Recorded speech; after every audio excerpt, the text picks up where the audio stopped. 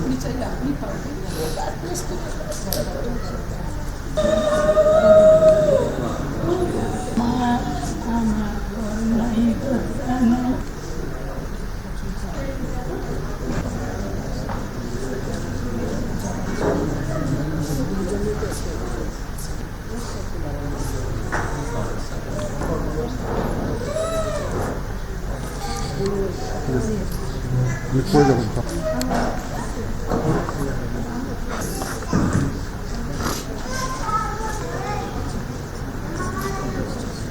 আমি তো বুঝি আপনাদের বেতন, আমার তো প্রতিনিয়ত এই বাপ মা ভাই বউ এদের হারানোর ব্যথা নিয়ে আমাদের চলতে হয়।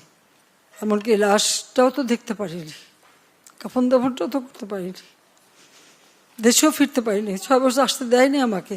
তবে যখন আসছি সারা বাংলাদেশ ঘুরছি, চেয়েছি এই দেশের মানুষের জন্য একটু, কারণ আমার বাবা বলতেন দুঃখী মানুষের মুখে হাসি ফোটাও, আমি সেই চেষ্টাই করে যাচ্ছিলাম। কিন্তু এই যে বারবার যে এই ধরনের ঘটনা ঘটাবে, এই সন্ত্রাসী ঘটনা ঘটাবে, এটা তো কাম্য না। আর মানুষ কি দোষ করলো যেভাবে মানুষ খুন করতে হবে? মানুষ খুন করে সরকার পতন, এটা কবে হয়, কখন হয়? সাধারণ মানুষ কি দোষ করেছে? আমি আসলে আপনাদেরকে আমি কি বলে সান্ত্বনা দেব? আমি একটু বলবো যে আমি আপনাদের মতনই একজন, বাবা মা ভাই হারানো সেই এতিম। কাজে আপনাদের কষ্ট আমি বুঝি, আমি আছি আপনাদের জন্য, আপনাদের পাশে। আর আমার চেষ্টা থাকবে যারা এই খুনের সঙ্গে জড়িত খুঁজে খুঁজে বের করে তারা অবশ্যই যেন শাস্তি পায়, সেটাই আমার প্রচেষ্টা থাকবে, সেটাই আমি করবো। আপনাদেরও সাহায্য চাই, কারণ আপনাদের কাছেও সাহায্য, যদি আপনারা কিছু জানেন আমাদের জানাবেন। কারণ এইভাবে বারবার বাংলাদেশটাকে নিয়ে খেলা, এটা আর হতে দেওয়া যায় না। কাজে আমি আপনাদেরই সাহায্য চাই। আর এটুকু মনে করবেন যে আপনারা আপনজন হারিয়েছে, আপনারা একটা শোক সইতে পারেন না। আর আমি কী শোক সই নিয়ে দিন রাত পরিশ্রম করে যাচ্ছি, শুধু কেন এই দেশের মানুষের জন্য। কিন্তু আজকে এইভাবে বাধা দেওয়া, যা কিছু করি জ্বালায় পরে শেষ করে দেওয়া, এটা তো কোনো দিনই গ্রহণযোগ্য না। সাধারণ মানুষই তো সুবিধা পেত। এই মেট্রো রেলে কারা চলতে, এক্সপ্রেস ওয়েতে কারা চলে?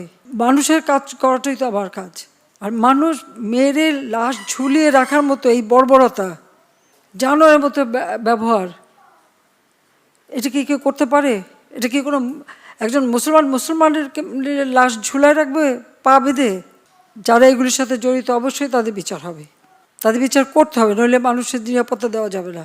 আপনাদের কাছে শুধু এটুকু বলবো যে আপনারা সবর করেন আর আল্লাহকে ডাকেন যেন এই সমস্ত খুনি জালেম এদের হাত থেকে আমাদের দেশটা যেন রেহাই পায়।